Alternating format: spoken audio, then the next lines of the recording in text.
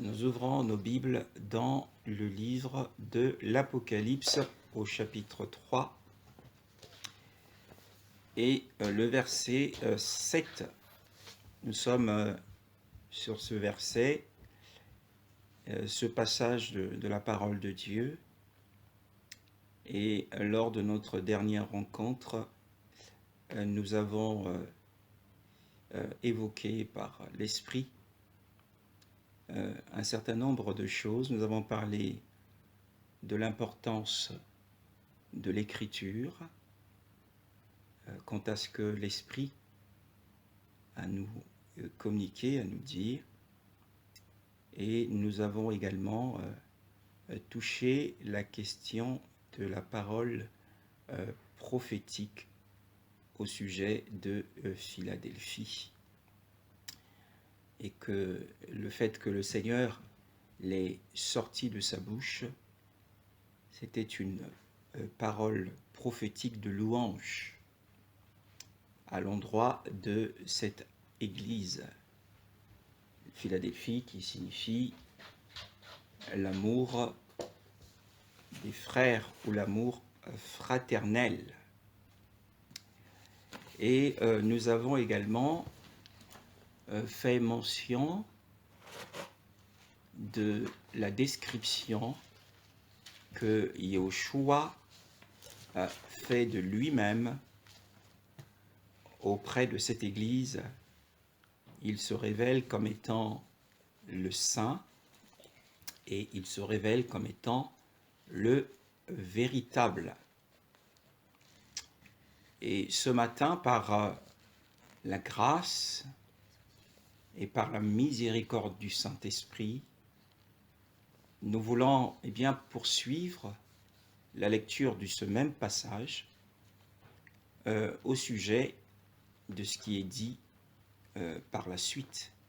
La Bible dit « Celui qui a la clé de David, celui qui ouvre et personne ne ferme, et qui ferme et personne n'ouvre. »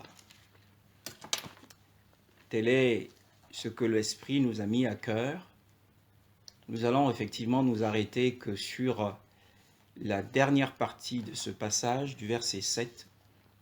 Celui qui a la clé de David, il nous faut comprendre ce que signifie posséder, détenir, garder la clé de David. Et il nous faudra également comprendre le double pouvoir qu'a cette clé. Cette clé de David a le pouvoir d'ouvrir une porte et a le pouvoir de fermer une porte.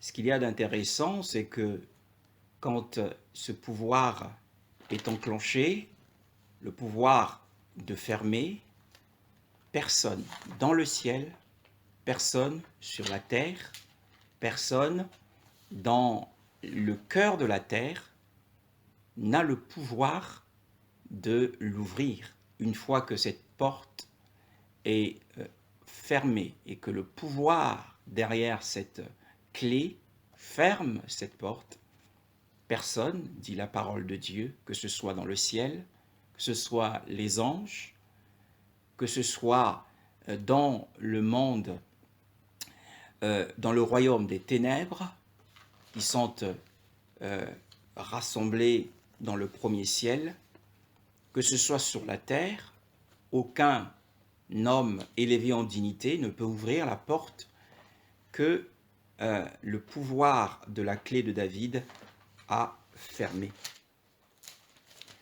Alors, pour comprendre ce que c'est que le pouvoir ou ce que c'est que la clé de David, il nous faut nous intéresser premièrement à la personne de David. Et nous savons tous que David était l'homme selon le cœur d'Élohim. David était l'homme selon le cœur d'Élohim. Et David a été élevé, le Seigneur l'a pris au lieu où il était. Il était dans une famille où la Bible nous dit qu'il n'était pas réellement considéré, puisque le jour où Samuel, le prophète de cette époque en Israël, a été envoyé par Yahweh pour oindre, chercher et trouver l'homme selon son cœur, au rassemblement des fils, le fils d'Isaïe, leur père, eh bien, David n'y était pas, mais il était derrière le troupeau, en train de paître le troupeau, et c'est là que Yahweh l'a trouvé, l'a fait appeler, et il a été consacré par le Seigneur, suscité après la déroute et la mauvaise gestion de Saül en tant que roi d'Israël. Alors David a été suscité comme roi, et d'ailleurs tout le ministère de David est caractérisé par des guerres. C'était un homme de guerre, c'était un homme de bataille, un homme qui a remporté d'innombrables batailles. La Bible, d'ailleurs, nous dit que, eh bien, lorsqu'il revenait d'une campagne, eh bien, les filles d'Israël chantaient que, eh bien, David a remporté les 10 000 et Saül les 1000. Donc nous voyons que, eh bien, David était préparé par le Seigneur à livrer des batailles spirituelles. David. Donc le même David a pu établir le royaume d'Élohim sur la terre. Donc lorsqu'on parle de David, on parle du royaume d'Élohim. On parle du royaume d'Élohim. Donc au nom David est associé la royauté, le royaume. Et par conséquent, l'expression « la clé de David » signifie simplement la clé du royaume. Donc Yahushua, dans ce passage de la parole de Dieu, lorsqu'il s'adresse à Philadelphie, il se définit comme celui qui détient, celui qui garde, celui qui possède la clé du royaume. Donc l'expression « la clé de David » signifie la clé du royaume. Alors, en Israël, il y avait un roi, et ce roi était David. Mais David a également eu l'intention effectivement, il avait à cœur de faire construire à Yahweh une maison où il ferait habiter son nom. Et Yahweh a d'ailleurs apprécié le désir, le fardeau qu'avait David en son cœur. Mais il ne l'avait pas qualifié pour cette tâche parce que c'était un homme de sang, c'était un homme de guerre, un homme qui avait versé beaucoup de sang, mais il avait fait les préparatifs pour le temple, et c'est donc Salomon qui a bâti le temple. Or, le temple de Dieu, dans sa signification spirituelle, lorsqu'on parle du temple de Jérusalem, ou lorsqu'on parle dans la Nouvelle Alliance du temple, cela signifie l'expression de Dieu. Si l'Église aujourd'hui est le temple de Dieu, c'est pour exprimer Dieu. Et Dieu avait donc choisi une ville, et cette ville c'était Jérusalem, où effectivement il exerçait son autorité. Donc la ville, dans la parole de Dieu, signifie l'autorité ou la domination. La Bible parle d'ailleurs d'une personne, lorsqu'une personne n'est pas maître de lui-même, lorsqu'une personne perd le contrôle d'elle-même, au niveau des émotions, La Bible nous dit eh bien, que cette personne est comme une ville dont les murailles ont été renversées. Hein? Voyez-vous, la Bible compare un homme colérique, un homme rempli de colère, ou une femme remplie de colère, comme une ville qui a été assiégée par un ennemi.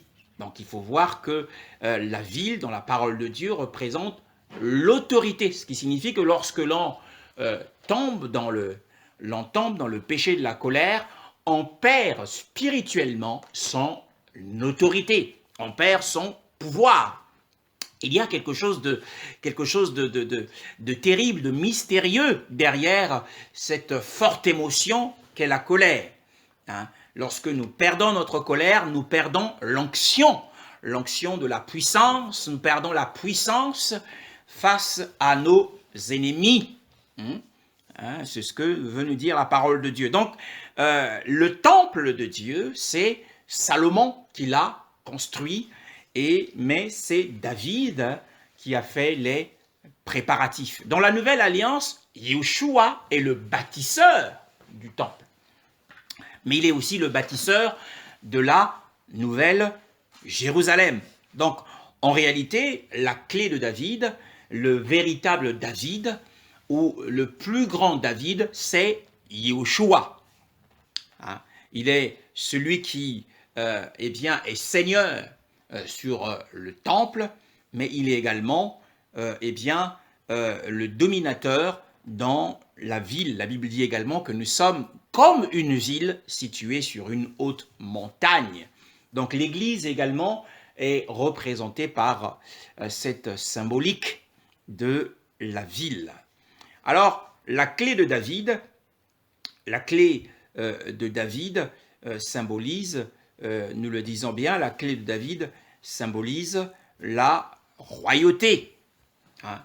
Et d'ailleurs, la parole de Dieu nous le dit, cette clé de David a un double pouvoir, le pouvoir d'ouvrir et le pouvoir de fermer. Donc, il y a premièrement cette ouverture. Donc, nous le voyons dans la parabole des 10 vierges, dans Matthieu chapitre 25, Matthieu au chapitre 25, à partir du verset 10. Matthieu chapitre 25, à partir du verset 10. Matthieu chapitre 25, à partir du verset 10. Oui, sœur Carole. Or, pendant qu'elles allaient en acheter, l'époux arriva. Celles qui étaient prêtes entrèrent avec lui dans la salle de noces, puis la porte fut fermée. Après cela, les autres vierges vinrent aussi et dirent « Seigneur, Seigneur, ouvre-nous !» Mais il leur répondit et dit « Je vous le dis en vérité, je ne vous connais pas. Veillez donc, car vous ne savez ni le jour ni l'heure en laquelle le Fils de l'homme viendra. » Amen. Amen. Donc nous voyons dans ce passage que le pouvoir que détient Yeshua, c'est le pouvoir d'accepter qui veut entrer dans son royaume et de rejeter, de recaler, d'exclure celui qui ne peut pas rentrer dans son royaume. Donc nous voyons que cette clé, c'est pour ouvrir la porte du royaume et c'est pour fermer aussi la porte du royaume à ceux qui n'en seront pas dignes, notamment aux vierges folles. Alors, la Bible dit dans ce passage que celles qui étaient prêtes entrèrent. Donc, ceux pour avoir accès, pour pouvoir profiter, faire l'expérience de l'ouverture de la porte du royaume, la Bible nous demande d'être entièrement prêt. D'être entièrement prêt.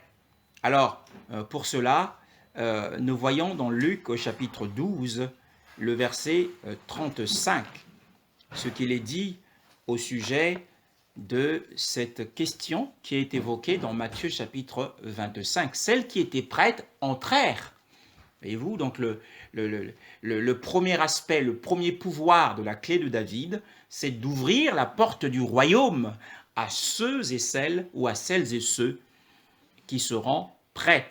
Donc nous lisons dans Luc chapitre 12, le verset 35, pour comprendre ce que signifie être prêt afin d'avoir accès au royaume. Le verset 35. Que vos reins soient sains et vos lampes allumées. Amen. La Bible dit ici que vos reins soient sains et les lampes allumées. Donc tout est dit à travers ce seul passage du verset 35. Le verset 35 nous parle des reins qui sont sains. Il faut savoir que à l'époque de la Bible, les hommes étaient vêtus généralement, l'accoutrement de cette époque, la coutume, les manières d'être et vestimentaires de l'époque étaient généralement des robes amples.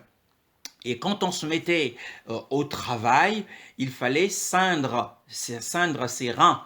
Donc il fallait y mettre une ceinture pour remonter la robe et empêcher que la robe puisse puisse gêner la marche. Hein. Donc c'est pour travailler, ceindre, ici c'est pour le service. Donc il y a, quand on veut être prêt pour accéder au royaume millénaire qui vient, eh bien il faut que nous soyons également prêts au niveau du service. C'est le premier aspect d'être prêt pour le Seigneur. Le premier aspect d'être prêt pour le Seigneur, c'est d'être prêt au niveau du service. Or, nous sommes tous, nous l'avons dit, par le moyen du sang de Yeshua qui nous a rachetés, nous sommes tous des prêtres. C'est-à-dire que nous sommes tous pour exercer un ministère. Donc, c'est à ce niveau-là que nous devons être saints. Donc la ceinture dans les évangiles représente le service.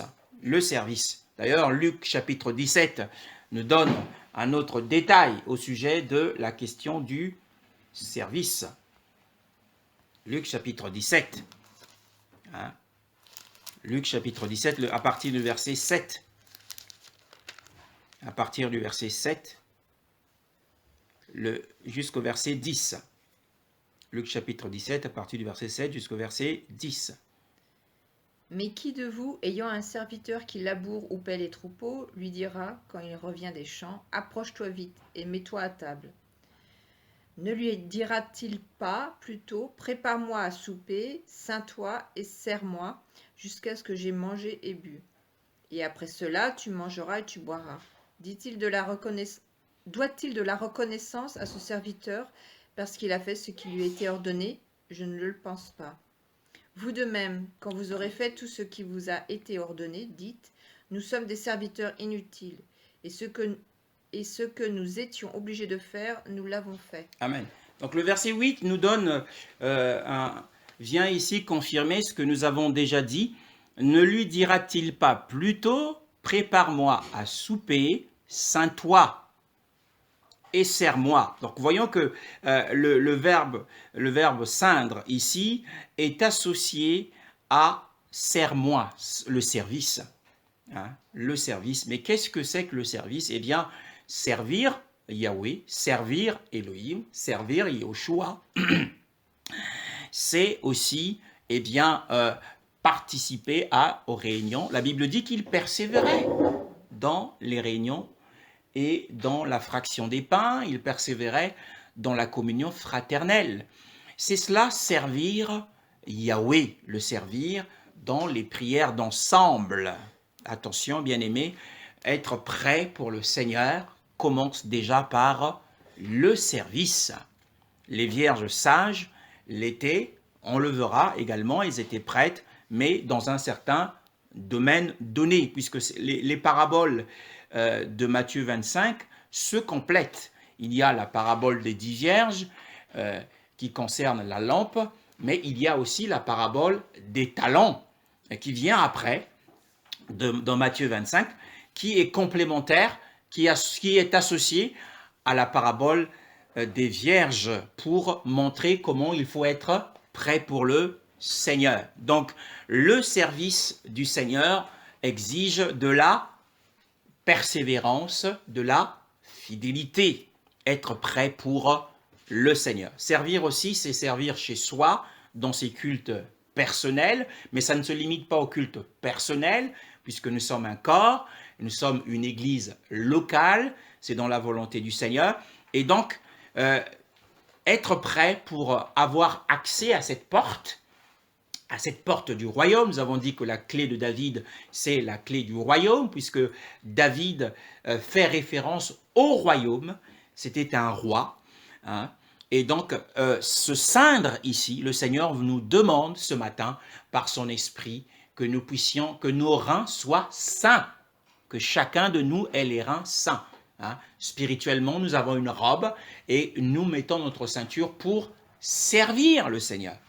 Hein. Que personne ne manque de ceinture. Et nous voyons que par ce passage de Luc 17, le verset 8, que ceindre est associé au service. Le Seigneur lui dit, prépare-moi à souper, ceins-toi et sers-moi jusqu'à ce que j'ai mangé et bu. Après cela, tu mangeras et tu boiras. Donc, c'est le premier aspect du service. Nous revenons dans le premier aspect pour être prêt à l'enlèvement de l'Église. Donc, sur le plan du service, soyons fidèles.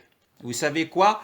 Eh bien, nous sommes en train de passer des moments extrêmement difficiles, où la plupart des bien-aimés ne sont pas connectés aux réunions.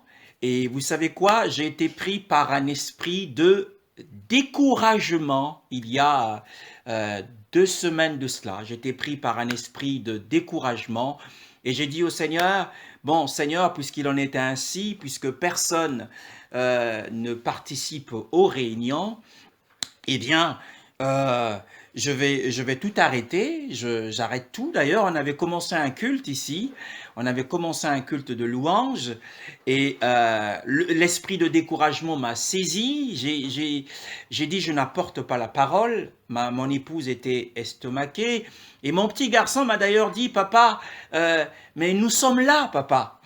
Et cette phrase m'est allée vraiment droit au cœur. Mais j'étais tellement découragé, mon épouse m'a essayé de me relever pour qu'on chante le Seigneur, mais mon cœur était triste, il était triste. J'ai dit, Seigneur, j'arrête tout. Personne n'est engagé pour servir. Et cette semaine, vous savez que le Seigneur, il est attentionné, il nous conduit et il nous parle. Et cette semaine-là, il m'a donné une vision. Cette semaine, il m'a donné une vision où, eh bien, il était en train de me couronner. Et il m'a dit, sois fidèle jusqu'à la mort et je te donnerai la couronne de vie. Alors, la couronne de vie, vous savez, le livre de Jacques nous parle de la couronne de vie. La couronne de vie est donnée à ceux qui sont exposés à différentes épreuves et qui souffrent patiemment pour le Seigneur. Alors, quand je suis sorti de la vision, je me suis dit, Seigneur, quoi qu'il arrive, qu'il y ait des connexions ou pas, eh bien, je te servirai fidèlement. Parce que être prêt, c'est être prêt dans le service. Bien-aimés, nous revenons dans Luc chapitre 12. J'avais ce témoignage à vous rendre parce que, eh bien, j'ai eu la réponse du Seigneur qui m'a dit, sois fidèle au point d'en mourir.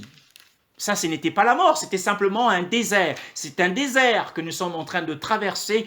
Et pour ce désert, l'ennemi m'a injecté un esprit de découragement. C'est l'arme la plus redoutable de l'ennemi. Et le Seigneur m'a fait comprendre aussi que, eh bien, si nous résistons à l'esprit de découragement envoyé par Satan, Satan sera couvert de honte et de confusion. Il sera couvert de confusion. Eh bien, j'étais rempli de courage par la révélation que l'Esprit m'a donnée et m'a dit d'être fidèle jusqu'à la mort et m'a montré en vision le couronnement qu'il me fera en ce jour-là si je demeure fidèle au service. Et je voudrais vous encourager ce matin, bien-aimés dans le Seigneur, et ceux qui écouteront ce message, eh bien, le Seigneur nous demande de ceindre nos reins. que vos reins soient sains. Le verset 35 de Luc chapitre 12. Et que dit-elle encore à propos de ce verset? Il y a une deuxième partie de ce verset. La deuxième partie de ce verset, au verset 35, il dit que vos lampes soient allumées. Il n'y a pas seulement la fidélité au service, mais il y a aussi la question des lampes. Or, la question des lampes, qui dit lampe, dit lumière. Qui dit lampe, dit lumière. Alors, le premier aspect de la lumière, c'est que la Bible dit également que notre esprit, la Bible nous dit que notre esprit est comme la lampe de Yahweh et qu'il l'a fait pénétrer jusqu'au fond des entrailles. Donc l'esprit de l'homme est une lampe de Yahweh. L'esprit de l'homme est une lampe de Yahweh et qu'il l'a fait pénétrer jusqu'aux entrailles. Donc ton esprit est une lampe. Ton esprit est une lampe et que cette lampe doit être allumée. Cette lampe doit être allumée. Souvenez-vous que le Seigneur a dit dans Matthieu 25 que votre lumière luise ainsi devant les hommes, afin qu'ils voient vos bonnes œuvres. Donc, le deuxième aspect pour être prêt, c'est avoir un bon témoignage. Ici, la lampe nous parle à la fois du témoignage. Proverbe 20, au chapitre 20, le verset 27. Proverbe 20, le verset 27. Sœur divine.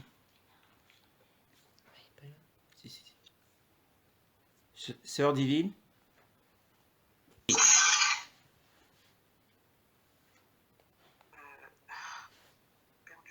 Le souffle de l'homme est une lampe de l'Éternel. Il pénètre jusqu'au fond des entrailles. Oui, donc nous voyons ici que la lampe est représentée par la lampe. L'esprit de l'être humain est une lampe de Yahweh.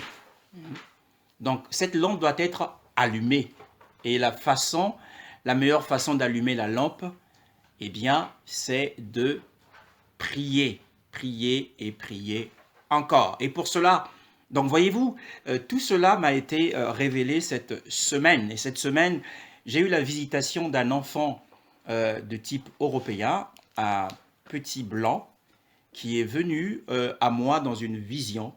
Il était vêtu de rouge. Rouge, dans la Bible, signifie le pouvoir ou l'autorité. Et il avait une lampe à l'ancienne, comme il en existe encore en Afrique, des lampes à pétrole. Et cette lampe était allumée pendant la nuit. Il est venu, c'est comme s'il cherchait à voir mon visage avec cette lampe. Il était dans les airs. Et j'ai voulu prendre autorité. L'Esprit m'a dit, stop, tu arrêtes, cela vient de moi. Donc, qu'est-ce que cela signifie? J'étais dans une consécration de prière.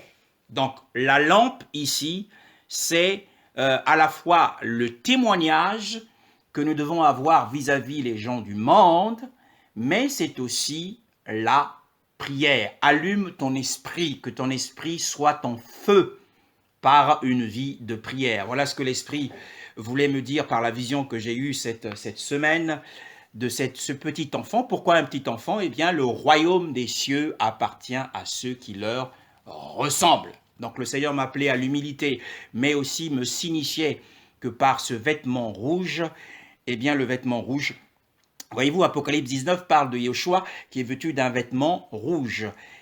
Aussi, Ésaïe 64, le verset 3, nous parle du vêtement rouge qui est le vêtement de la plénitude de la divinité.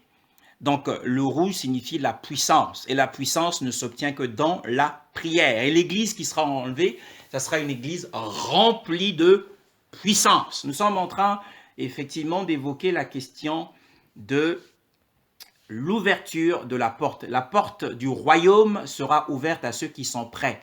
Et qui sont prêts dans combien de domaines? Eh bien, c'est dans 2 domaines.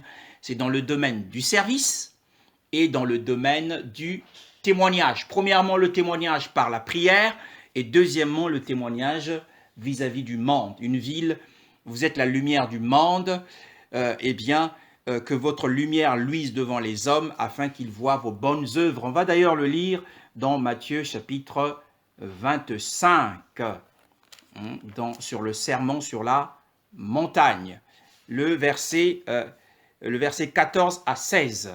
Matthieu 5, 14 à 16. Matthieu 5, 14 à 16. Matthieu 5, 14 à 16. Oui. Vous êtes la lumière du monde. Une ville située sur une montagne ne peut être cachée. Et on n'allume pas une lampe pour la mettre sous le boisseau, mais on la met sur le chandelier et elle éclaire tous ceux qui sont dans la maison.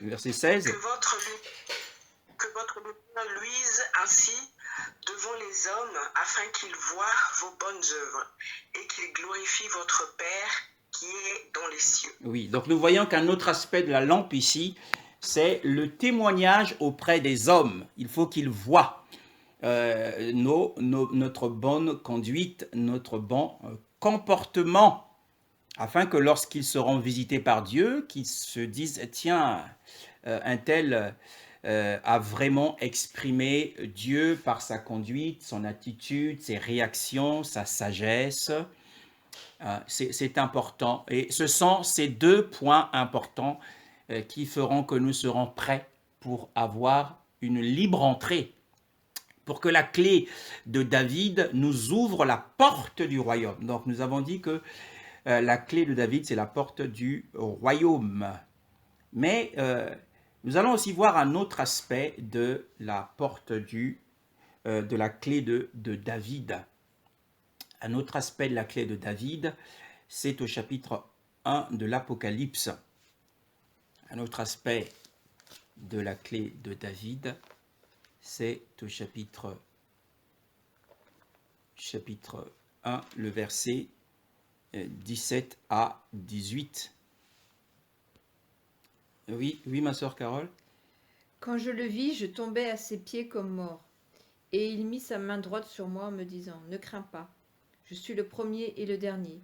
Et je vis, j'étais mort, et voici, je suis vivant au siècle des siècles. Amen. Et je tiens les clés de Hadès et de la mort. » Amen. Donc nous voyons que, oui, le Seigneur, dans ma version, il est dit, je vais revenir sur cette version, à 18, la parole de Dieu dit, « Et quand je le vis, je tombai à ses pieds comme mort, et il posa sa main droite sur moi, et me disant, « N'aie pas peur, moi je suis le premier, le dernier, le vivant. J'étais mort et voici, je suis vivant d'âge en âge. Amen. Et j'ai les clés de l'Hadès et de la mort. » Donc la clé de David, c'est principalement la clé de l'Hadès et de la mort. Donc on nous parle ici de la porte, des portes. Alors nous allons un peu nous attarder sur la question des portes. Vous savez que la Bible nous parle très souvent des portes. Nous voyons que Yeshua se définit comme celui qui a les clés. Ici, dans ce passage, les clés des portes de l'Hadès, ce monde souterrain, où il y a une partie de l'enfer, de l'abîme, des ténèbres du dehors, et le sein d'Abraham, et ce, jusqu'au prochain retour du Seigneur. Alors, Yeshua a les clés de Hadès. Donc, ce qui signifie que ces clés lui permettent, d'ailleurs, il le dit dans ce passage, quand je le vis, je tombais à ses pieds comme mort, et il posa sa main droite sur moi en me disant, « N'aie pas peur, moi je suis le premier, le dernier, le vivant. j'étais mort et voici, je suis vivant. C'est-à-dire que je suis ressuscité. Par le fait qu'il soit ressuscité d'âge en âge, il peut détenir et posséder les clés d'Hadès. En fait, c'est la clé de David, principalement, c'est la clé de... Principalement, c'est la clé de l'espérance de la résurrection. C'est principalement la clé de l'espérance de la résurrection. Nous voyons que, eh bien, la clé de David, c'est la clé de l'espérance de la résurrection. Ceux qui sont dans Hadès, eh bien, peuvent avoir l'espérance qu'ils ressusciteront. Hein? La Bible dit d'ailleurs, nous avons d'abord dit que la clé de David, c'était la clé du royaume. Apocalypse chapitre 20. Apocalypse chapitre 20, le verset 5 à 6. La clé de David, c'est la clé de l'espérance de la résurrection. Le verset, Apocalypse chapitre 20, le verset, eh bien, 4 à 6. Sœur divine.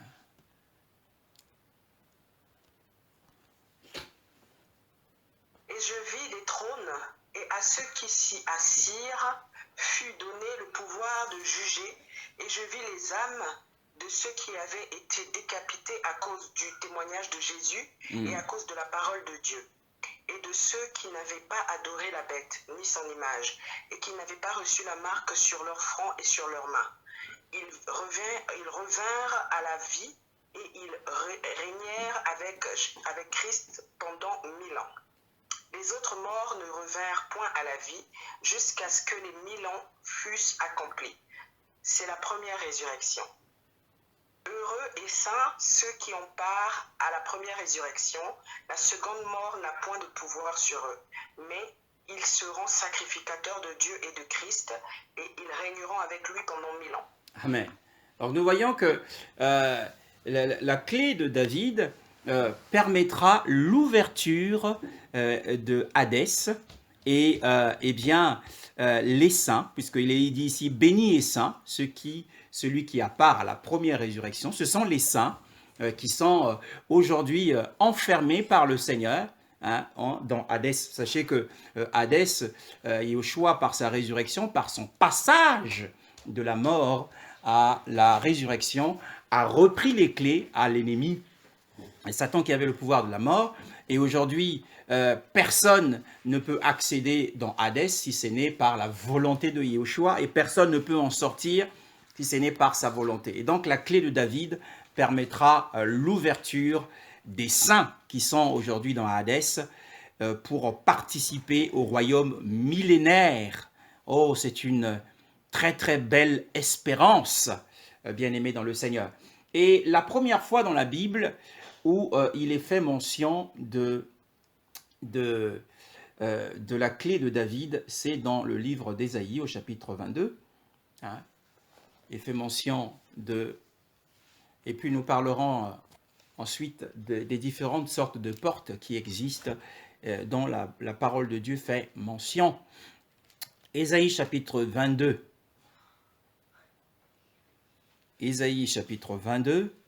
Alors, dans Ésaïe chapitre 22, c'est une histoire assez poignante qui nous parle du peuple d'Israël, mais qui avait aussi, ils avaient perdu l'espérance. Ésaïe 22 nous parle de la perte de l'espérance.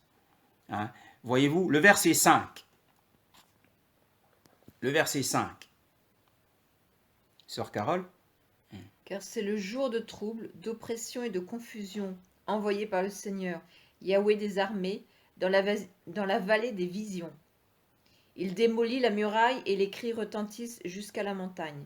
Alors, en fait, ce verset concerne la grande tribulation que connaîtra le peuple juif. Hein. Ça sera un temps de détresse pour Jacob.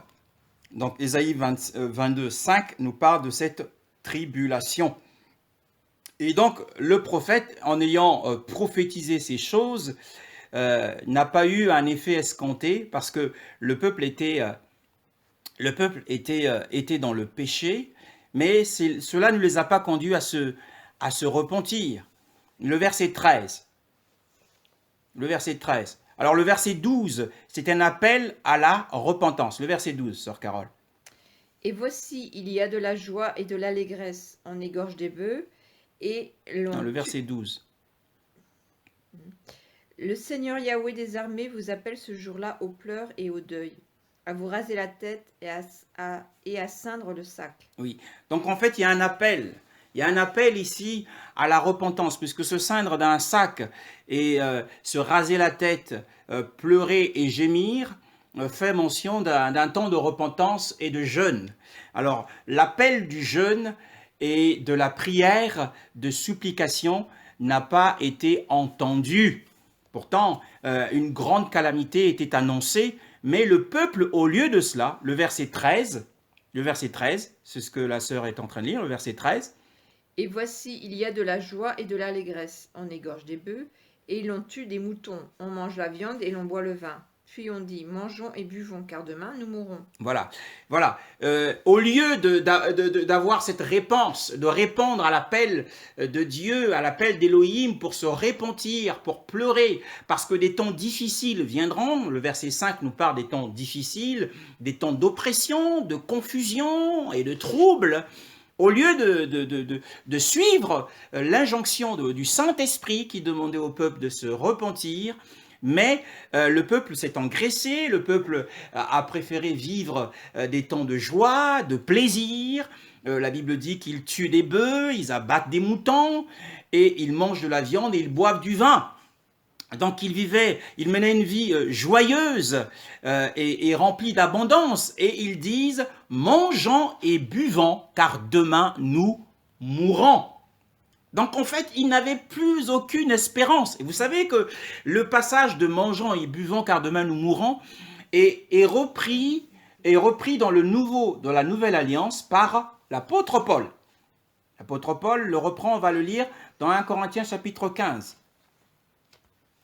1 Corinthiens chapitre 15 nous parle le verset 32, sœur Cara. Si j'ai combattu contre les bêtes à Éphèse dans des vies humaines, quel profit m'en revient-il?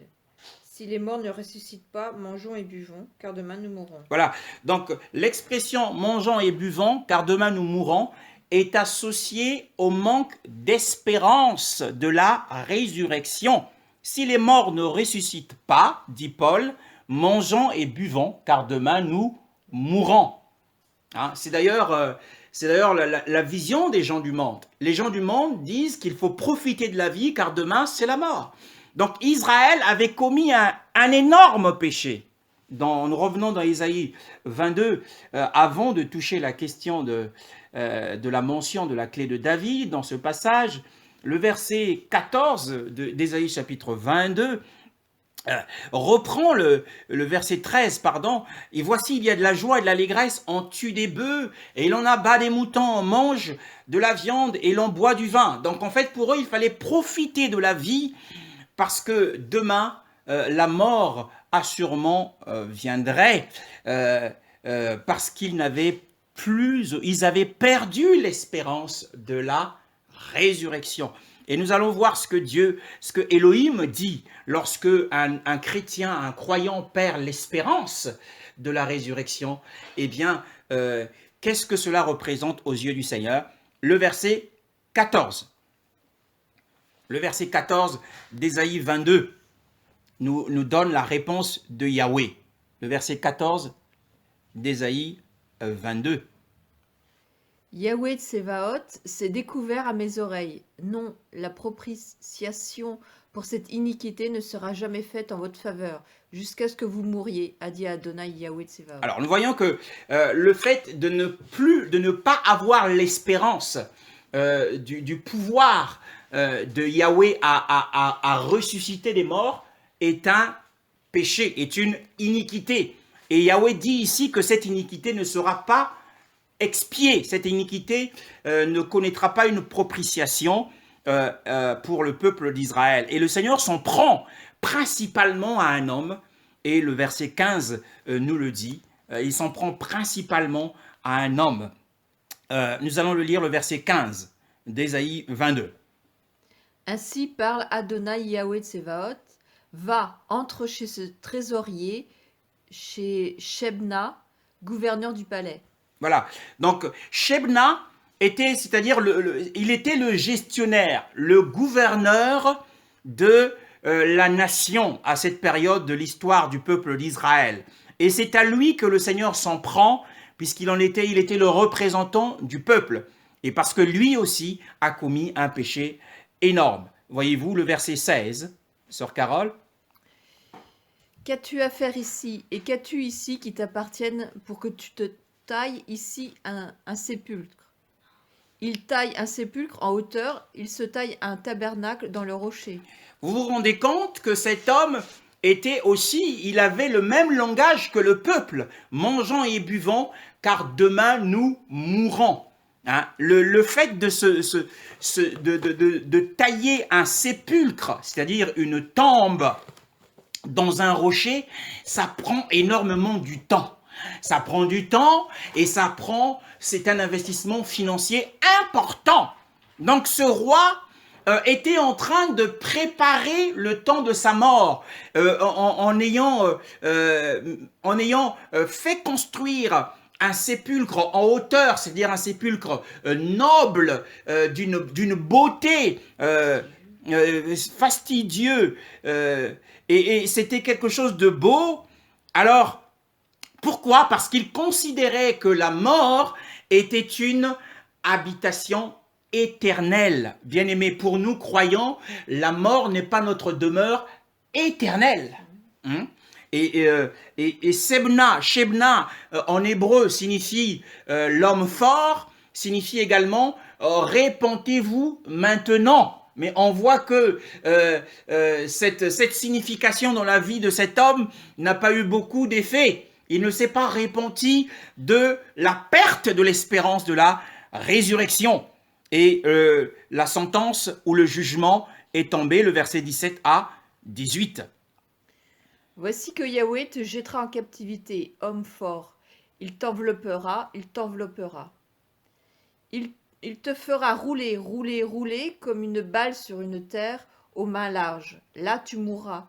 Là seront les chars de ta gloire, la honte de la maison de ton Seigneur. Je te chasserai de ton poste et on t'arrachera de ton service. Et il arrivera en ce jour-là que j'appellerai mon serviteur Eliakim, fils de Shilkia. Je le revêtrai de ta tunique, je le ceindrai de ta ceinture, et je remettrai ton autorité entre ses mains. Il sera un père pour les habitants de Yerushalayim et pour la maison de Yehuda. Verset 22. Je mettrai la clé de la maison de David sur son épaule. S'il ouvre, personne ne fermera. S'il ferme, personne n'ouvrira. Amen. Donc nous voyons que Shebna, dont le nom signifie répentez-vous maintenant, ne s'est pas repenti de la perte de l'espérance, et pour lui la mort, le sépulcre, la tombe, c'était la dernière demeure. Alors c'est pour cette raison qu'il a pris du temps parce que tailler un rocher, il faut vraiment y aller pour le faire, ça prend du temps et de l'argent. Alors nous voyons que le Seigneur ici le rétrograde, le Seigneur le dégrade et l'enlève de son service, le chasse de son service, il le démet de ses fonctions à cause de ce péché, bien sûr, bien-aimé. Et le Seigneur s'est choisi un homme, son serviteur, du nom de Eliakim. Eliakim signifie Dieu ou Elohim rétablira. Elohim ressuscitera. Et fils de Shilkia. Shilkia, le nom de Shilkia signifie Yahweh est ma part. Et donc en fait, Yahweh, la portion des croyants, c'est la résurrection, bien-aimés dans le Seigneur. Nous voyons Marie, lorsque son frère Lazare est mort et qui s'adresse au Seigneur, il dit « Je sais qu'il ressuscitera au dernier jour ». Voyez-vous, elle avait l'espérance de la résurrection et cela fait plaisir au Seigneur. Ne manquer cette espérance que nous participerons à la résurrection avec les saints dans le royaume millénaire est un péché. Et donc nous voyons que il a été démis de ses fonctions et le Seigneur a pris son autorité, qui est représentée ici par la clé de David, et l'a mise sur les épaules de Elkia, qui est un type du Mashiach. Je mettrai la clé de la maison de David sur son épaule. S'il ouvre, personne ne fermera, et s'il ferme, personne n'ouvrira. Donc c'est premièrement la porte de l'espérance de la résurrection. Et qu'est-ce que c'est qu'ensuite? Alors nous allons, avant de toucher le dernier aspect de la clé de David, ou de l'ouverture des portes, voir dans Genèse chapitre 4, les différentes sortes de portes dans Genèse. Chapitre 4 nous parle premièrement d'une porte qui vient à soi. Le verset 7 de Genèse chapitre 4. Genèse chapitre 4, le verset 7.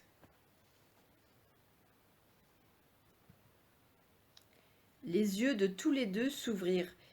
Genèse chapitre 4, le verset 7. Ah, pardon. 4, 7.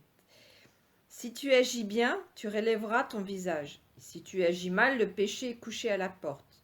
Or, ses désirs se portent vers toi. Mais tu as seigneurie sur lui. Amen. Voyez-vous, le péché ici est personnifié comme un animal dont le désir se porte vers soi. Donc il y a une porte ici par laquelle un animal veut accéder. Cet animal, ça peut être un chien. Cet animal, ça peut être un tigre. Mais le problème de Caïn, c'est que Caïn était rempli de fureur. Et il avait ouvert la porte. Ici, la porte, c'est la porte de soi. Vous savez que le corps humain a principalement 10 portes. Et il y a d'autres ouvertures qui sont les pores. Les pores sur toute la peau, ce sont les ouvertures. Les démons peuvent entrer à travers les pores, mais peuvent aussi entrer à travers les 10 portes qui sont sur le corps humain. Il y en a 10. Le nombril en fait partie. Le nombril, vous savez que dans les nations africaines, généralement, la sorcellerie est transmise de la mère à l'enfant dans le sein de la mère à travers le nombril. Tout ce que la mère mange va dans le ventre aussi de son petit qui est dans son sein. Et donc c'est une porte, mais qui sera fermée à l'accouchement. Mais ça fait partie des 10 portes. De la tête aux pieds, l'homme a 10 principales portes. C'est ce que nous voulions souligner. Maintenant, il y a un autre type de porte, c'est dans Genèse chapitre 22. Genèse chapitre 22, le verset 17. Genèse chapitre 22, le verset 17. Et donc nous sommes en train de dire qu'il y a 10 portes. Je vais quand même les énumérer. Il y a les 2 yeux, les 2 narines, la bouche, les 2 oreilles, le nombril, les parties génitales hommes et le postérieur. Et tout cela, et le nombril, ça fait 10 principales portes. Et donc Genèse chapitre 22, le verset 17. C'est pour cette raison d'ailleurs que toute relation sexuelle hors mariage conduit à être possédée par un certain nombre de démons. Ce sont des animaux, ce sont des esprits des chiens. Les esprits, certains croyants sont possédés des esprits des chiens parce qu'ils ont des relations sexuelles hors mariage. Donc si vous voyez un chien ou une chienne dans une vision, sachez que c'est un esprit d'impudicité. On a vu que Caïn ici, ce péché-là avait un désir, était personnifié par une bête affamée. C'est un animal qui avait faim et il voulait entrer dans Caïn. Et c'était l'esprit de colère. Peut-être que c'était un tigre, et dont il a été possédé. Et d'ailleurs, ça l'a conduit à tuer Abel. Donc Genèse chapitre 22, le verset 17. Sœur divine. Et je multiplierai ta postérité comme les étoiles du ciel et comme le sable qui est sur le bord de la mer, et ta postérité possédera la porte de ses ennemis. Amen. Donc ici, la Bible dit que ta postérité possédera la porte de ses ennemis. Donc il nous faut comprendre ce que c'est que la porte de nos ennemis, donc nous pouvons posséder. D'ailleurs, le verset 17, il dit, je te bénirai en effet, hein, je multiplierai ta postérité comme les étoiles du ciel. Les étoiles du ciel, comme étant la postérité d'Abraham, ce sont les croyants chrétiens. C'est nous, nous sommes la postérité céleste, spirituelle. Parce que les étoiles sont dans le ciel, c'est céleste, c'est spirituel. Ça représente ici les chrétiens, les croyants chrétiens. Et le sable de la mer, au bord de la mer, représente le peuple d'Israël. C'est la descendance charnelle d'Abraham.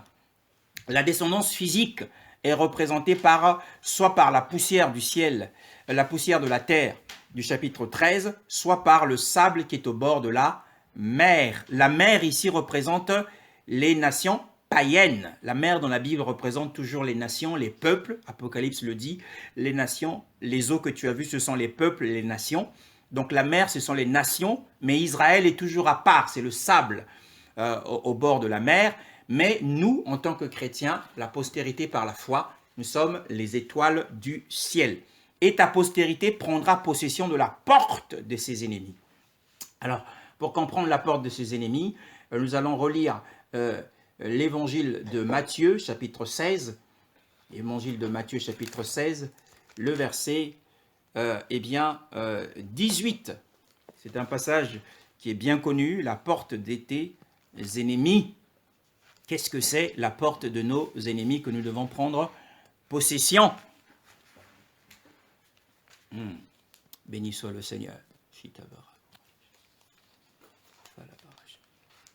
Matthieu chapitre 16, le verset 18 à 19.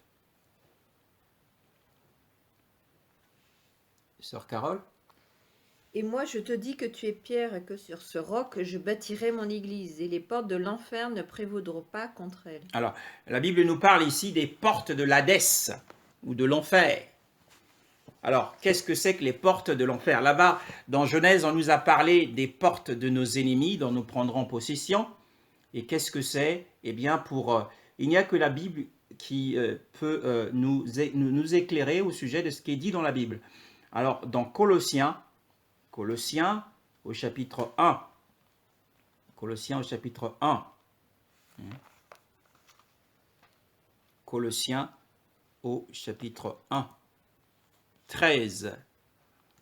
Le verset 13. Colossiens chapitre 1, le verset 13. Qui nous a délivrés de la puissance des ténèbres et nous a transportés dans le royaume du Fils de son amour. Oui, dans ma version, il est dit qu'il nous a délivrés de l'autorité de la ténèbre. De l'autorité de la ténèbre. En fait, les portes de nos ennemis ou les portes de l'Hadès, c'est l'autorité ou la puissance des ténèbres. Prendre possession de la puissance des ténèbres, c'est pouvoir les vaincre. Donc on nous parle, dans Genèse chapitre 22, nous parle des victoires spirituelles que nous aurons sur nos ennemis, que ce soit la sorcellerie, que ce soit les démons. Eh bien le Seigneur nous garantit que nous qui sommes la postérité d'Abraham par Yahushua, eh bien nous posséderons la porte de nos ennemis. Donc nous n'avons pas à nous en faire. Hein, si nous sommes attaqués. Sachez que lorsque Yahushua dit les portes d'Hadès ne prévaudront point contre elles, il voulait simplement aussi dire à l'Église que vous serez attaqués par l'ennemi. Il y aura une guerre spirituelle entre vous et l'ennemi. Donc ne soyez pas surpris si l'ennemi vous attaque, ne soyez pas surpris, ne soyez pas choqués si les sorciers ou les démons s'en prennent à vous. Ne pensez pas tout de suite au péché, mais sachez que Yeshua avait prophétisé que les portes de Hadès mèneront la guerre, se livreront bataille à l'Église que nous sommes, mais ne vaincront point. Donc il y aura assurément une bataille, il y aura assurément des combats, il y aura, vous serez sans doute attaqué la nuit par l'ennemi. C'est quelque chose de normal. Actes chapitre 26, le verset 18 nous parle également de l'autorité des ténèbres, qui est signifiée par la porte de nos ennemis, qui est signifiée aussi par les portes de Hadès. La puissance de l'ennemi. D'ailleurs, Yeshua le dit dans Luc chapitre 10, le verset 20. Je vous ai donné le pouvoir de marcher sur les serpents, les scorpions et sur toute la puissance, toute l'autorité de l'ennemi, qui signifie les portes de l'ennemi. Actes chapitre 26, le verset 18. Actes chapitre 26, le verset 18. Actes chapitre 26, le verset 18. Pour ouvrir leurs yeux, afin qu'ils passent des ténèbres à la lumière, de la puissance de Satan à Dieu, afin que, par la foi qu'ils auront en moi, ils reçoivent la rémission de leurs péchés et qu'ils épargnent l'héritage des saints. Voilà, pour ouvrir leurs yeux, afin qu'ils se tournent de la ténèbre vers la lumière, de l'autorité de Satan. Donc la porte de l'ennemi représente l'autorité de Satan. Et l'ange qui était dans les cieux a prophétisé sur Abraham en disant que ta postérité, c'est-à-dire l'Église, possédera la porte. Donc nous écraserons l'autorité de Satan dans le nom de Yeshua. Ça, c'est une très bonne nouvelle. Donc il y a ces différentes portes. Maintenant, nous allons revenir sur notre texte d'Apocalypse pour saisir encore une fois et une dernière fois ce que le Seigneur nous dit, le verset 7, au sujet de la porte. Il dit, j'ai mis devant toi j'ai la clé de David. Nous avons dit que cette clé a un double pouvoir, le pouvoir d'ouvrir et le pouvoir de fermer. Nous avons aussi signifié que la clé de David signifiait la clé du royaume. Qui dit royaume dit autorité, dit domination. La domination. Alors, la clé de David, c'est la clé de la domination de tout l'univers. C'est la clé de la domination de tout l'univers. Ah! C'est la clé de la domination de tout l'univers. Et notamment de l'humanité. Vous savez, dans l'Ancienne Alliance, il y a cet homme du nom d'Élie. Élie avait une clé qui lui permettait, d'ailleurs il l'a dit à Akab, il ne tombera de pluie ces jours-ci si ce n'est à ma parole. Il avait la clé pour fermer les cieux. Et il avait aussi la clé pour ouvrir les cieux. Il avait la clé pour faire descendre le feu du ciel et faire mourir les hommes. Mais aussi il avait la clé pour ressusciter les morts. Donc nous voyons que la domination spirituelle, la puissance spirituelle a une clé. Cette puissance a une clé. Cette domination, cette autorité a une clé. Et la personne qui détient cette clé, c'est David. Or, le David que nous avons connu, nous dit la parole de Dieu dans 2 Samuel chapitre 7. 2 Samuel chapitre 7, le verset 15, je vais le lire. Mais ma grâce ne se retirera pas de lui, comme je l'ai retiré de Saül, car je l'ai ôté de devant toi. Ainsi, le verset 16, ta maison et ton royaume et ton règne seront assurés à jamais devant toi. Ton trône sera pour toujours affermi. Nous savons que sur le plan matériel, cette prophétie ne s'est pas accomplie. La maison de David ne règne toujours pas aujourd'hui. La maison de David ne règne plus aujourd'hui. Mais cela se produira lors du millénaire. Et cela parle de Yehoshua. Et ta maison et ton règne seront assurés à jamais devant toi et ton trône sera pour toujours affermi. Il n'y a pas de trône actuellement en Israël. Mais cette prophétie concerne le temps millénaire où Yehoshua viendra régner. Donc, c'est la domination sur l'humanité. Donc, Élie avait le pouvoir d'ouvrir les ciels, avait le pouvoir de fermer le ciel, il avait le pouvoir de ressusciter les morts, il avait le pouvoir de faire descendre le ciel, du ciel le feu. Mais la clé de Yehoshua, c'est la clé passe-partout universelle. C'est la clé qui est capable de tout ouvrir. Bien-aimé dans le Seigneur. Le Seigneur ici est en train de demander à son Église, Philadelphie qui s'initie amour fraternel, eh bien, c'est l'Église type. D'ailleurs, c'est l'Église qui n'a reçu aucune réprimande. Il y a 2 églises parmi les 7 églises. Il y a l'Église de Smyrne, qui est l'Église de la souffrance, et l'Église de Philadelphie. Ce sont les 2 églises qui n'ont reçu aucune réprimande. Et ce sont les 2 églises, nous le verrons, qui participeront à l'enlèvement de l'Église. Nous le verrons plus tard. Et nous allons commencer à toucher la question de l'enlèvement par la suite. Dans cette lettre du Seigneur à Philadelphie, c'est l'Église type du Seigneur. C'est la meilleure Église. L'Église de Philadelphie. Et le Seigneur dit que j'ai la capacité d'ouvrir une porte. Et personne n'a le droit de la fermer. Alors c'est la porte passe-partout universelle. Il y a des portes passe-partout aux normes nationales, mais la porte de la clé de Yehoshua, c'est la clé qui ouvre toutes les portes. C'est la clé de toutes les promesses. Ce qui signifie que chaque promesse que tu as reçue du Seigneur, en fait, sur chaque promesse, il y a une porte, bien-aimé dans le Seigneur. Il y a la porte de la guérison, il y a la porte de la délivrance, il y a la porte de la restauration, il y a la porte de l'élévation, il y a la porte de la promotion.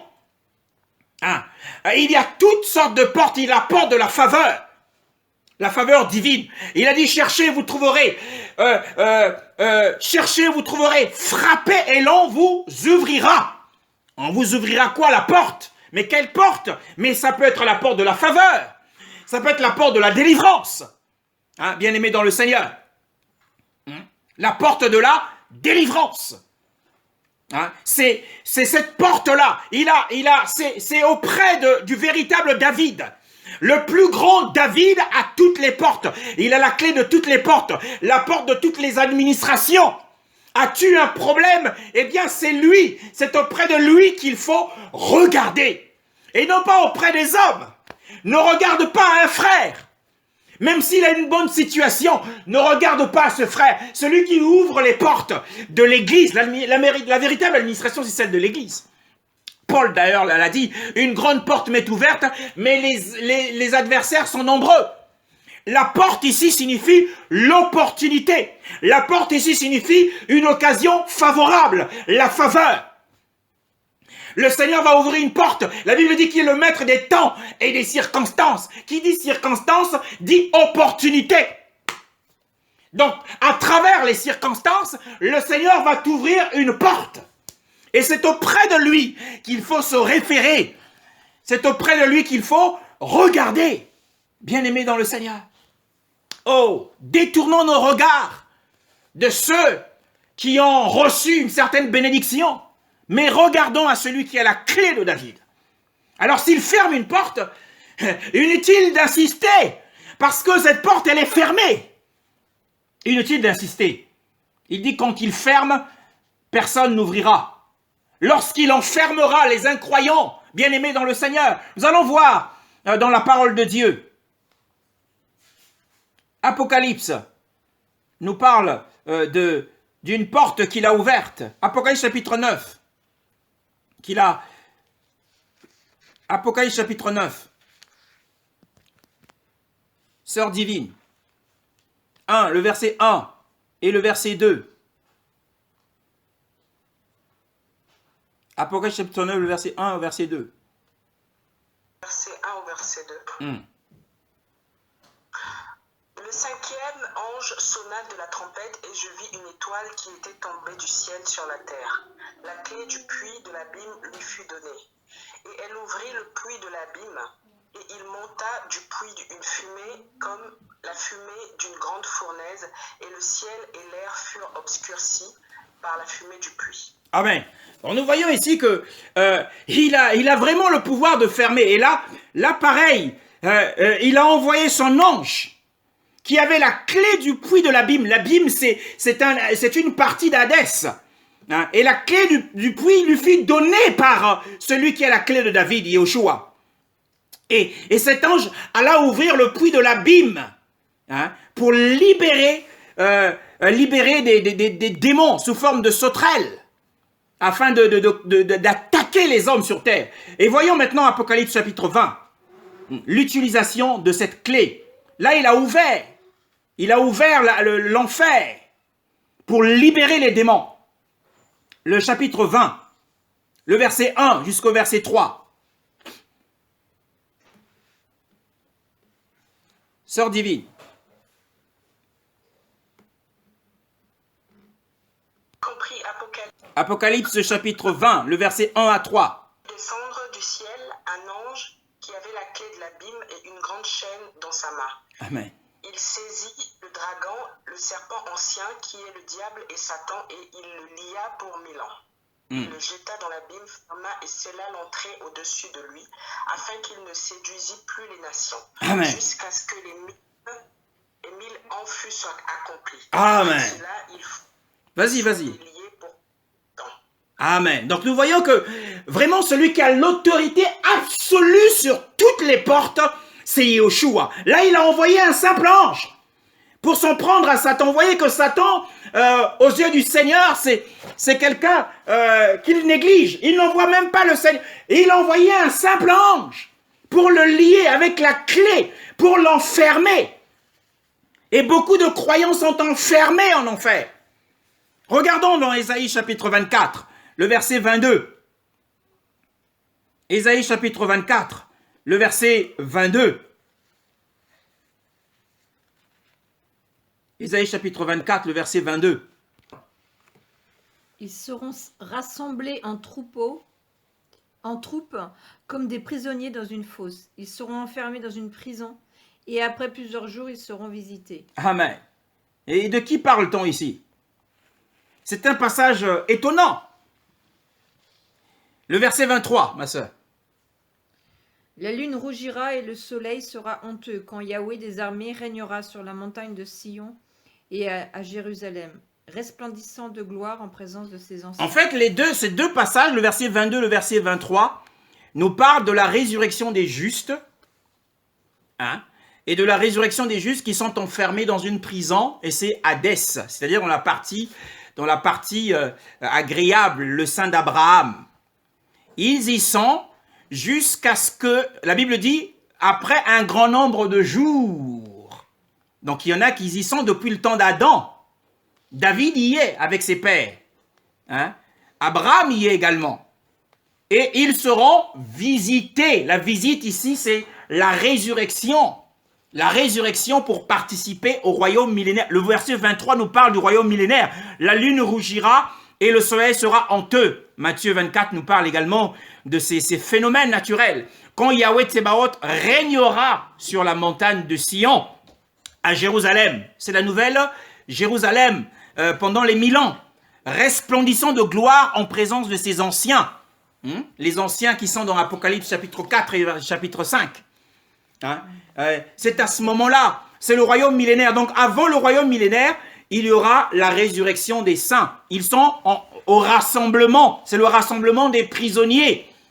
Mais celui qui a la clé de David ouvrira, et nous avons dit au commencement que la clé de David, c'est la clé de l'espérance de la résurrection. Hein?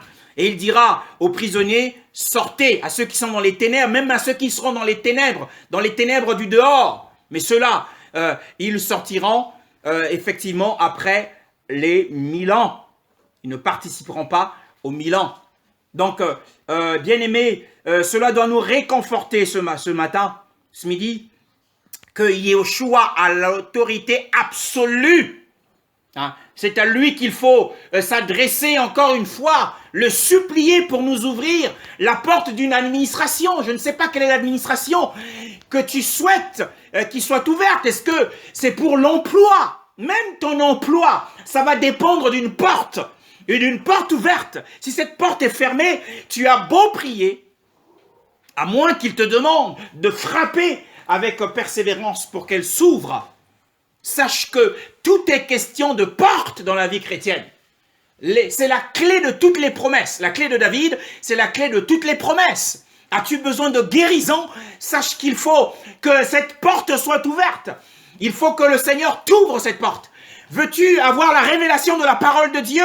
Il faut que le Seigneur t'ouvre la clé. Il prenne la clé des Écritures et t'ouvre la parole. Même la parole de Dieu. Pour comprendre la parole de Dieu, il faut utiliser la clé de David. Oh, béni soit le Seigneur. Nous le magnifions ce midi, nous le glorifions parce qu'il est le centre, il est au centre de l'économie d'Élohim, il est au centre du plan de Dieu. La Bible nous parle du livre qui est entre les mains du Père, qui était scellé de 7 sceaux, et personne dans le ciel ne pouvait ni le regarder, ni l'ouvrir. Mais l'agneau immolé, le lion de la tribu de Juda a été jugé digne de regarder et d'ouvrir, de rompre les sceaux. Voyez-vous, il avait la clé de David pour ouvrir le livre du plan de la rédemption de l'humanité. Oh, nous remercions le Seigneur, parce que s'il nous montre que telle porte est fermée, eh bien, recherchons sa volonté pour trouver une nouvelle porte. Nous avons dit qu'une porte représente l'opportunité, représente une occasion favorable. Quand l'occasion favorable est là, c'est une porte ouverte. C'est une porte ouverte qu'il nous faut saisir. Ah, béni soit le Seigneur.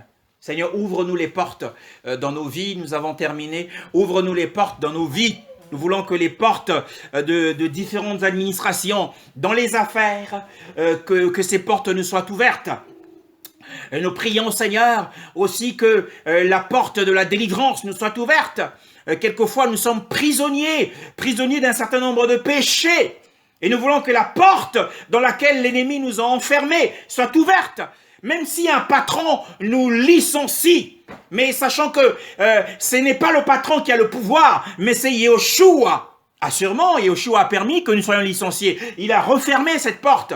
Mais Seigneur, ouvre-nous la porte de l'emploi, ouvre-nous la porte du progrès dans la foi, la porte de la connaissance, la porte de la révélation, la porte qui nous conduira même dans les cieux pour visiter la Nouvelle Jérusalem, pour visiter le paradis au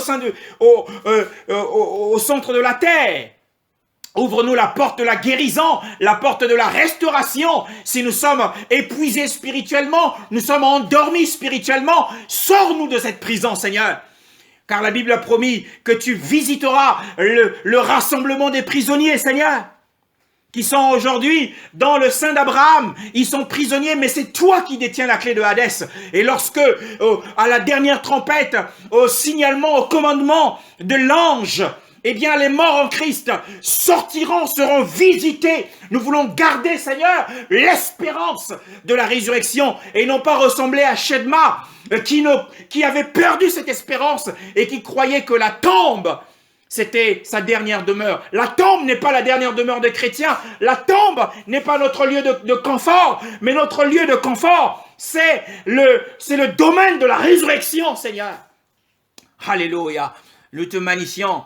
Parce que c'est toi qui as le tout pouvoir. Tu as tout pouvoir, Seigneur.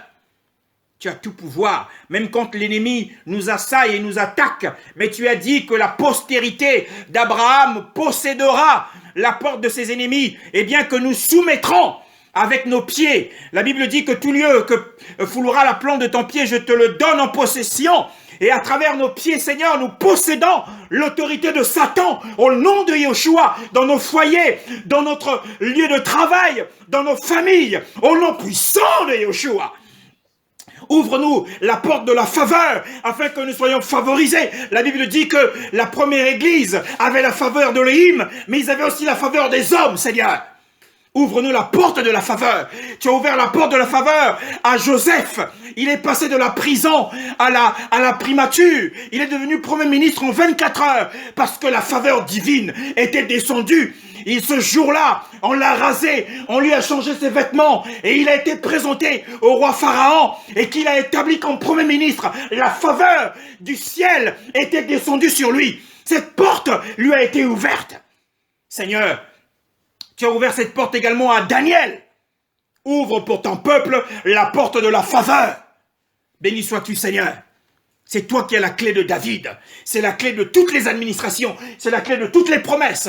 Mais c'est aussi l'espérance de la meilleure des résurrections pour participer au royaume millénaire. Nous te louons ce midi et je te recommande ton peuple, Seigneur, afin que ta grâce soit sur lui. Afin que nous puissions nous souvenir que être prêt, c'est être prêt dans le service, c'est être prêt dans le témoignage, c'est être prêt dans une vie de prière.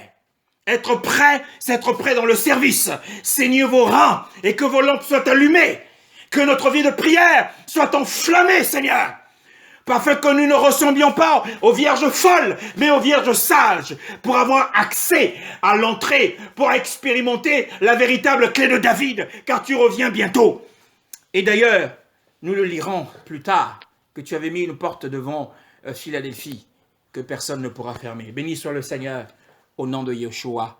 Amen.